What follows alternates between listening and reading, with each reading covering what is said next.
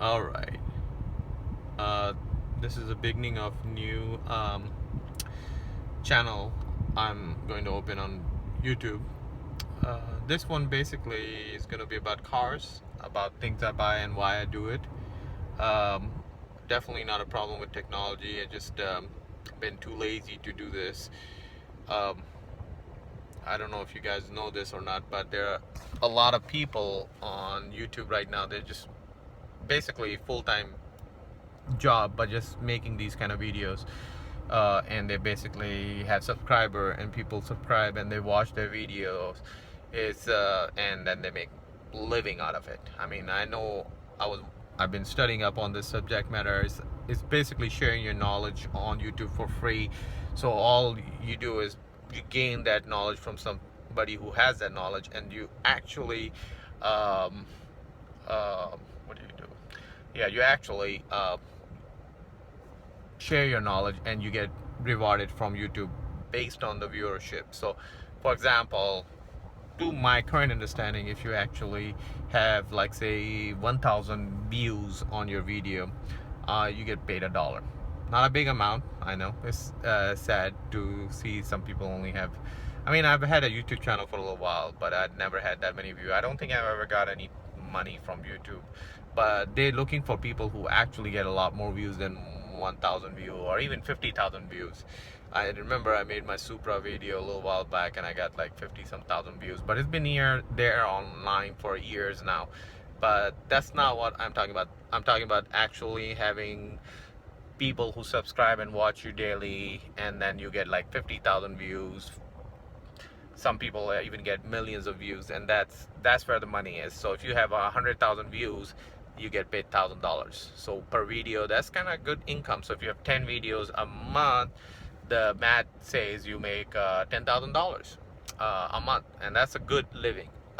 All for making 10 videos in a month that people like to watch, and you have to have about 100,000 view per video. That means if you have 100,000 subscriber, or maybe more than that even, but it depends on how interesting your videos are and how useful people think your knowledge is. But yeah, that's the whole idea about making YouTube videos. And everybody doesn't know everything. I mean, I don't believe in that you know that if everybody knew everything, then the world will be a much better place. There are a lot of ignorance around. People don't know things and they assume they know, and they make a decision. YouTube is a little bit different, where people can actually help other people without even getting some direct compensation for their services or consultation. I mean, not to mention that I've done computer consulting and I've helped people with consultation, but it's not as rewarding, and I don't want to go door to door and do that. I mean, this is much more better. I mean, I have a lot of knowledge that I've gained in years of just learning. Like, I'm a big do it myselfer. I believe in learning things and doing things the correct way, and reaping the rewards. But yeah, I did make a decision about in 2013 to buy a Nissan Leaf. The Nissan Leaf is a great car. I love it. I put a lot of miles on it. I put about 36,000 miles on it, but I calculated exactly how much commute I will do, and my work daily commute was 56 miles, and I was using that every day, literally, and I put about 36,000 miles. I was going to go over, but I changed my job, so I was driving less in the end. So I was going to go over 36,000 miles, but I managed to keep it around 36,000 miles. And then, in the meantime, 2014, I joined Beaver and Toyota, so I'm in car sales now. So I learned a lot more about Toyota. I mean, I've been Toyota user for a long time, and I've had Supra, and I drive it, and I work on it. I mean, I do all kind of stuff on my car. So I'm a car guy, but I did not know what I know about the car I'm in right now, and that's the whole purpose of this video. My knowledge could probably save you from going through the same issues that other people go through. Without knowing what I know right now, I wouldn't have made a different decision uh, then. So if I knew what I knew today, I would not have done the Leaf 3 years ago. Uh, it was a good car, but I I did not see that other people didn't see the same way. So what I saw was a great car, wasn't great for everybody else. The biggest problem with Leaf is range. A lot of people don't know range is a big issue. So for example, if you are, going places, you go from point A to point B, and you calculate the range, and then somebody calls you and you have to go to point C. Now you're in problem. You have a problem in a sense that now you have to worry about if you're going to be able to make it. Now, a lot of people don't realize that things are not same. So you get pulled away. You get you get different things happening, and it's just really literally. I mean, you're doing your things, daily chores, and you're taking care of things that need to be done. But the problem is you don't have a car that can do that. So now you have to have a second car. So I did have a second car. So all the savings of having a car that would be should be able to do all that stuff I wanted to do, but I couldn't. So if somebody wanted me to, let's say, drop them at an airport, for example, I would have to come in, drop my car, and take another one, or make sure that it's fully charged before I can take it. That was the issue. Also, if you're going on a long drive, it takes a lot more to charge the battery. So even with the super fast charger, which I didn't opt for, a lot of people don't know this, but if you understand the batteries the way I do, batteries don't like being charged super fast. Manufacturers don't really make it fully aware to consumers, but batteries hate being charged fast, especially the rate that they're talking about right now. And the problem is those fast charging decrease the life of a battery. Like, means battery needs to be slow charged, and you don't want to drain it completely, and you don't want to charge it fully either. So you want to just be in that sweet spot, which is exactly what a good battery manufacturer management does. And I mean, it's a vast subject. I mean, if you do your research, which I did, because I was going to build my own EV, but I didn't do my EV because I bought a project from somebody else, and actually bought two projects, and I still have them. But long story short, batteries are a big problem. So if you're going to go for electric car, doesn't matter which one you go. Right now, all electric cars are basically going to limit you in range. You Leaf gives you, on paper, gives you 100 plus miles, and in reality was giving me 70 maximum miles with AC running, heater running, and on freeway it doesn't give you the same efficiency as on regular roads. So I was getting 56 miles, left me like 14-15% battery life left, and then I charged it. So that was a perfect use of the Leaf, but it wasn't really perfect because I had to have another car. So the reason why I'm telling you is that a lot of people think electric cars are solution to everything. It's not. Even Tesla, for example, which I was considering before I bought what I just bought, is Tesla makes a really good car. I love Tesla, but it still has electric batteries in there. The batteries are the most expensive component of a Tesla. Elon Musk is trying to reduce the cost of batteries to give you a electric car that's more affordable, and a lot of people are jumping on it, but I'm not. The reason for that is that it's still an electric car. I don't see electric cars meeting my needs, all my needs, not some of my needs, not all my needs. I don't want a car just for certain task. The problem with that is the way insurance works, other expenses, maintenance, and all the stuff, parking spot. You can't afford to have a car just for some task and another one for kind of like a truck. A lot of people don't have a truck because they can't have a truck for once in a while things that you do, and you don't use it daily. I mean, you know it's gonna cost you more. You keep it. Yeah, you're still responsible for a parking spot. You're still responsible for insurance. You're still responsible for maintenance. All those things are your expense. So you want a car that is more practical, and I'm glad that I work for a company that's very practical.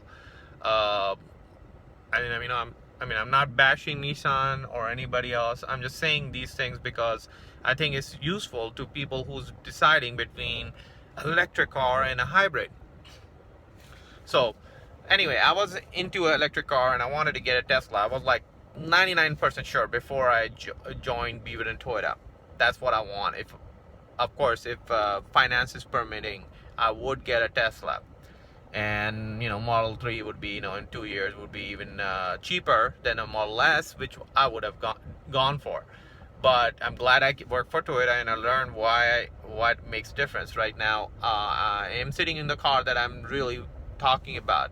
My point of all this explanation is that I decided to buy a Prius plug-in. The reason why I did this is because I did all the thinking, and I could have gone on a regular Prius, but I still like the ability to be able to plug in and use that electric range. Toyota has done a very good job of making a car with just the right size of battery that doesn't cost arm and leg. I mean, they could have put a bigger battery on it. I mean, I can do it myself. I can put a bigger battery in there, but the extra added weight is basically like you're towing a boat behind you. Okay, you do not want that kind of weight on your car all along when you're not going to need that much of a battery. What Toyota have done is basically said, well, most people when they daily commute, they're not really looking for a long drive. They're looking for a shorter drive.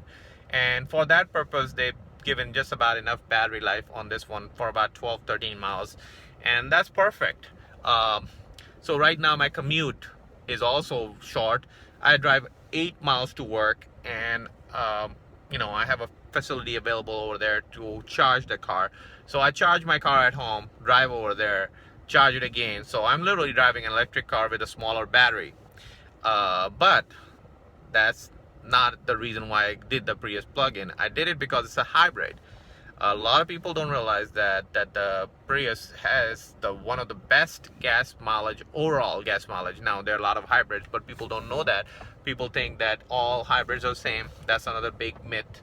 They are hybrids like Volts that are actually electric cars with a generator in the back. That's not a true hybrid, meaning by the gas engine really doesn't drive the car, and when it does, it's not very efficient. They might have done some things to make it like that it will run, but mainly what it's doing is charging the battery, and the battery is driving the electric motor.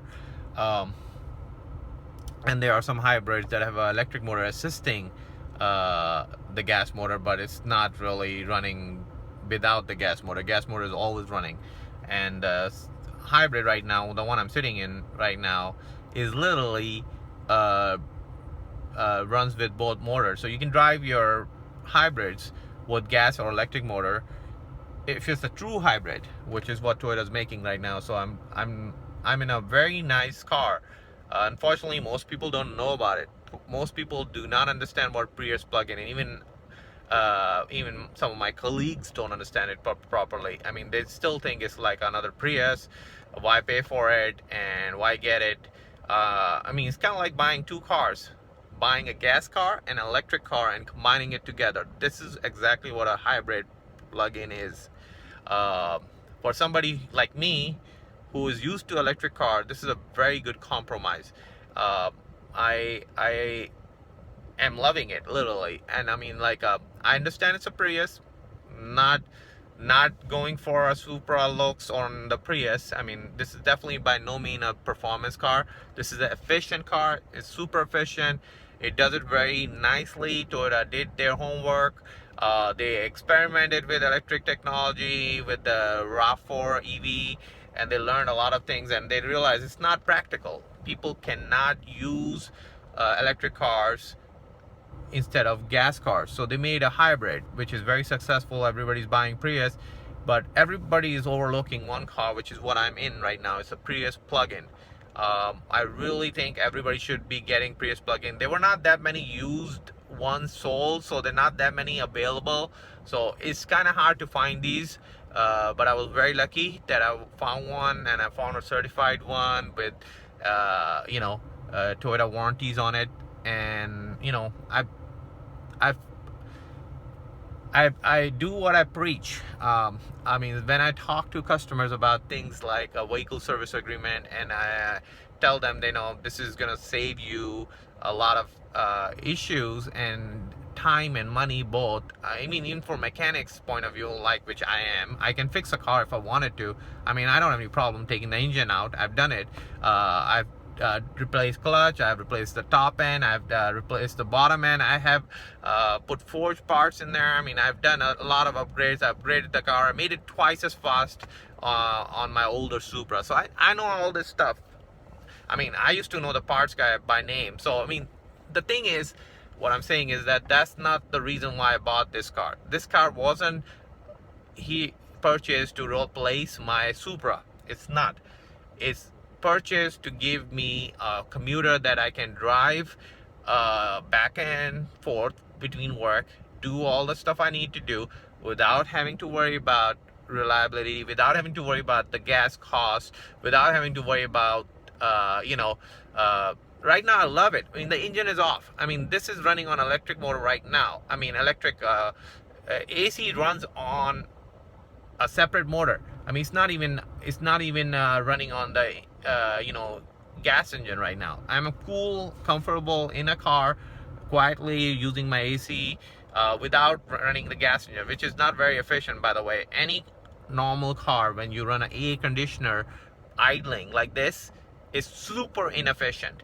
The way Prius works is really efficient, and it does have an electric compressor, literally, and it basically cools your car down very efficiently with the battery.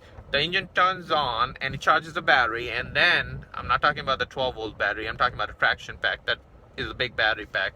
In this car right now, it's about a 4.4 kilowatt battery pack, and normal Prius has 1.3 or 1.4 kilowatt battery pack. My Nissan Leaf had a 24 kilowatt hour battery pack, so you can see it's almost 6 times bigger than what I currently have, and it was giving me what additional let's say 70 miles, right? So almost 7 times more electric usage, but when the battery was out, I still had to wait five hours on 220 volt charging. Right now the engine just kicked in, you can hear the engine.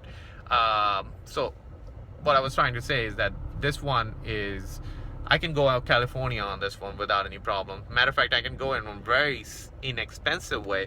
This thing gives me about 640 miles on a tank, or even more. I mean, I've heard people depends on how you drive it, of course. Driving is not something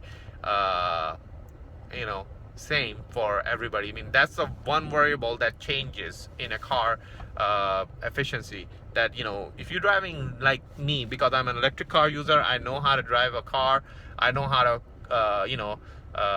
what you call their names for it, coasting, what you call it, feathering the pedal. I mean, like they're like pulse and glide. I mean, those are the words that you have to read up on it. I mean, you can literally drive your regular gas engine, or they call it internal combustion engine or ICE car, and very efficiently, and you can get better gas mileage on your current car by just following like simple rules as having proper tire pressure, not trying to race everybody, driving very gently and braking early on. I mean, not even braking, like letting your gas pedal go and let the car cruise for till it stops. I mean, those are the kind of things that you can actually do and get really good gas mileage on your current car.